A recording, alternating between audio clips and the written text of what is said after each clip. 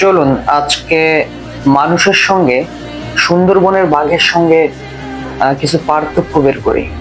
হ্যাঁ, তো সুন্দরবনের বাঘ প্রতিদিন প্রায় 6 থেকে 15 কেজি হরিণের মাংস খেয়ে ফেলে।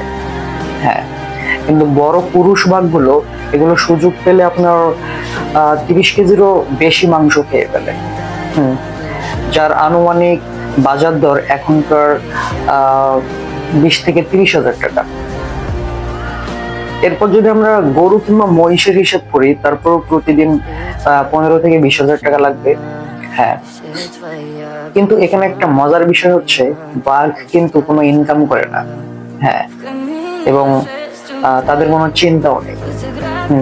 কিন্তু আপনি 250 থেকে 300 গ্রাম কিংবা 250 থেকে 350 গ্রাম চালের ভাত খান।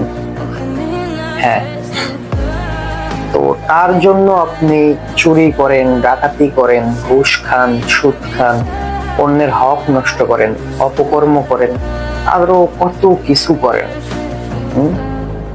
আপনার অ্যাকাউন্টে টাকা আছে কিন্তু আপনার শরীর অসুস্থ। হ্যাঁ, আপনার সন্তানরা কথা শোনে না, আপনি অনেক দুশ্চিন্তায়। হ্যাঁ, কিন্তু বাঘ কি কখনো চিন্তা করে যে আজকে আমি কি খাবো? অথচ আপনি আগামী 20 বছর কি খাবেন এইটা ভেবে থাকেন। আল্লাহ তাআলা আমাদের জন্য রিজিকের ব্যবস্থা করে রেখেছেন সবারই। হ্যাঁ, কিন্তু আমরা তারপরও কি করি? চুরি করি, ডাকাতি করি, হ্যাঁ, অন্যের হক নষ্ট করি, অপকর্ম করি, ঘুষ খাই, আরো কত কিছু করি।